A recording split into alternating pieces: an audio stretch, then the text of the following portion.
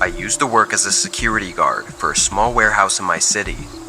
It was an overnight job, which wasn't ideal, but it paid really well in comparison to other similar gigs. Though the warehouse itself wasn't too big or impressive, the company that owned it sold expensive tech items, so I guess it was necessary to have the building under surveillance 24/7. My job was nothing more than watching the cameras, walking around, and very rarely filling out reports. This night, it was raining heavily, with occasional thunder as well. Honestly, although it was a bit of a creepy ambiance, it was nights like these that I felt more laid back, knowing that nobody would be going out. I got in and talked to the closing shift workers as they left, having the warehouse to myself from 10:30 p.m. to 6 a.m. Usually the building was really quiet, with only a bit of creaking, but with the rain crackling down on the roof, it was almost impossible to hear anything else. About 2 hours in, I took a break from staring at the camera footage and got up to walk around the building for a typical security check. I went all the way down to the far end, where most of the actual storage section of the warehouse was, then started walking to the other end, but a soft beeping sound began echoing through the hallway. It was an alert coming from the security room. I walked quickly over and checked it, seeing that it was a latch sensor on the back door, which meant that someone tried to open it. I opened up the live camera feed that covered that door, but nobody was out there. After a minute, I went to the back door myself to take a look at it, thinking maybe the sensor was faulty or that the rain had messed with something. I disabled the alarm and opened the door, then glanced around, seeing nothing but an empty alleyway behind the warehouse. Nothing out of the ordinary. The door itself looked fine though. I mean, I was no expert on it, but I ran it through the test and it never misfired or failed to detect the latch. I looked around once more before shutting and locking it. Unfortunately, despite me not seeing anyone or anything, I still had to file an entire report on the incident due to the alarm showing up in the system. So I got back to the security office and started filling out the paperwork. Only a couple minutes in, a thud echoed through the entire building. I jumped up and stared down the hallway, unsure of exactly where the sound came from or what it was. I left the room and stood in the hallway, listening for any more sounds, but didn't hear anything aside from the rain hitting the roof. I walked cautiously across the building, looking at the shelves for any fallen boxes or noticeable damage. But as I got closer to the front of the building, the sound of the rain started to get louder. I rounded the corner and stopped in place as I looked across the warehouse. The front door was wide open, and on the floor I could see the reflection of water puddles, likely from someone having entered the building. I sprinted back and locked myself inside the room, pressing the emergency button to get a hold of the police immediately. While I waited, I heard a few thuds from within the building, and then it stayed quiet until the police arrived. I waited by the front and gave a report to one of the officers, while two others searched the warehouse. A minute later, they came back to the front with a man in cuffs. They said he was hiding behind some boxes in the storage area with a hammer in his hands. And as he passed by, he gave me a cold stare that horrified me. After a few days, police reported back that the guy seemed to have been under high influence of several drugs and gave no reason for his actions. It's unclear what he intended to do, but he was hiding with a hammer in his hands after forcefully breaking in, and with him being so intoxicated, there's just no saying what he could have done. Luckily, he's still behind bars, and I no longer work overnight at a creepy warehouse. But that night still holds a horrifying feeling over me, especially on rainy nights when I can't see or hear my surroundings.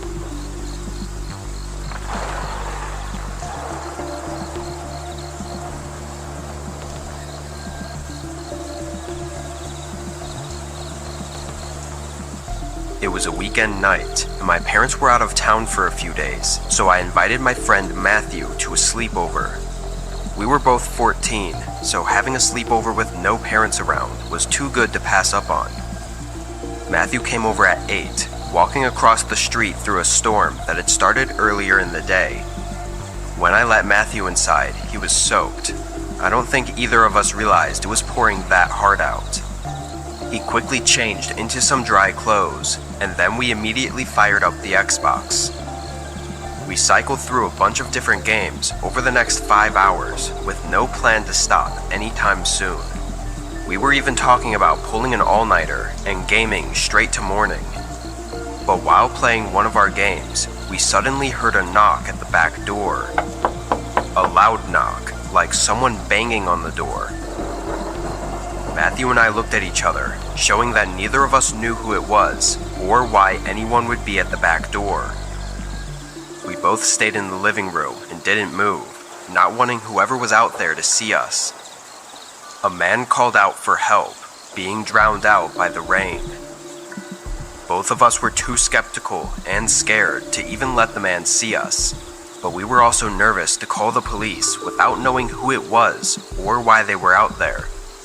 I think for some reason we thought that we'd get in huge trouble if we called the police and it turned out to be nothing.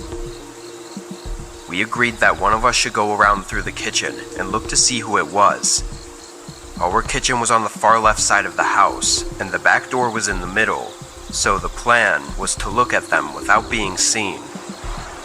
I took one for the team and snuck over, leaning just my head from behind the wall and looking over at the door. The knocking suddenly stopped, and they stopped calling for help. It was foggy, dark, and rainy outside, but through it, I could make out an outline of a large figure. He was right by the door, but still, I couldn't make out any features or even tell which way he was facing. I went back to Matthew and told him what I saw. During our talk, though, we realized it had been a long time since we'd heard anything. I went around to the kitchen and checked again, but this time, nobody was there. We listened for any signs of him for the next 10 minutes, but eventually went back to gaming. I think we assumed it was a mistake or something. I don't really know. But again, we were pretty young and were nervous to call the police about something we weren't sure about. We played for 15 more minutes, but it just wasn't as enjoyable as it was before, so we figured it best to call it a night and just watch TV before bed. I stood up and turned around to get the remote, and was caught by a set of piercing eyes staring at me through the window. His face was almost pressed against the glass, with rain pouring over his long hair, and his eyes were wide open, looking like he was insane.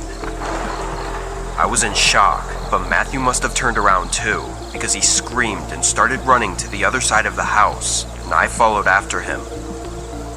Both of us heard a few thumps by the window, like he was trying to open it or something, but then it went quiet.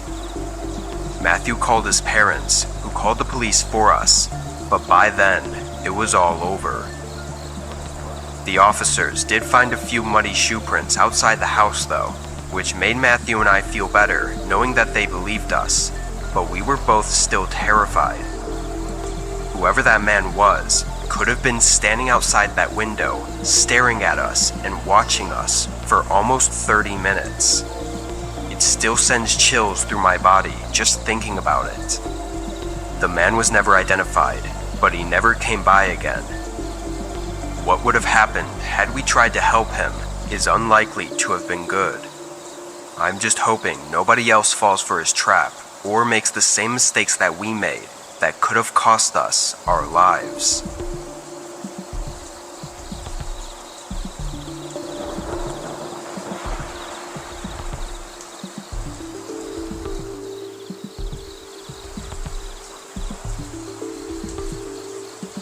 Over the course of 8 months last year, I lived in my RV and road tripped across the continent.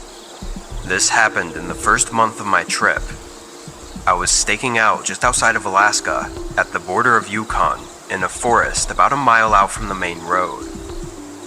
It was summer, so most of the snow was gone, and the views were amazing. At the time, I'd been there for about a week, and there were a few days in a row of on and off rain. My RV was parked in a clearing, with trees surrounding it, but not covering it from the rain, so I spent most of those days inside. I'd read and look out the windows, or just listen to music and think. It was just a really calming place to be. But one of these days while cooking lunch, I heard a shuffling sound coming through the rain. I stopped what I was doing and listened, thinking it could be a bear, having smelled the food I was cooking. As the sound got closer though, it became more distinctly footsteps.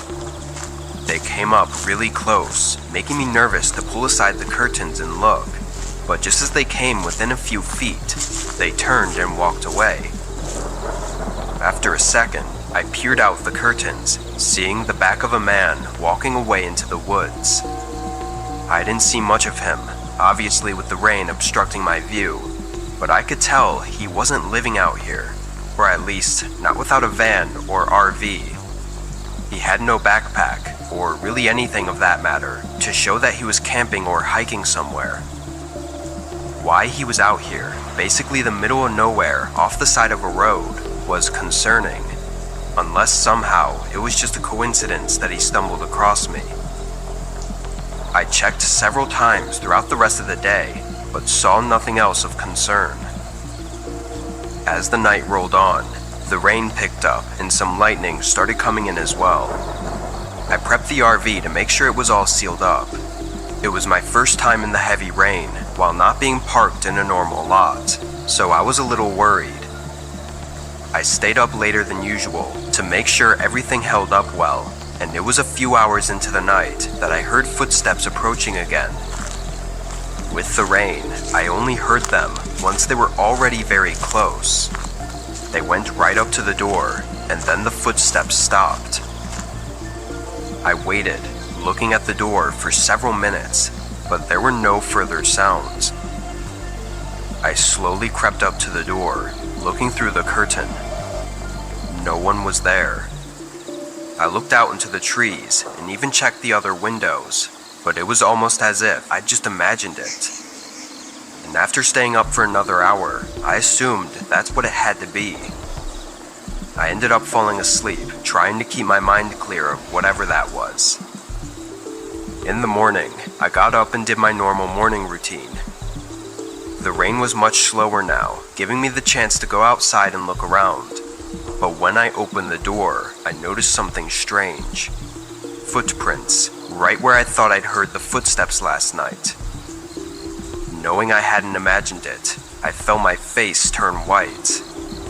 I looked next to the footprints and saw flattened grass going right under the bed of the RV. I slammed the door and grabbed my keys, not even prepping the cabin before driving away.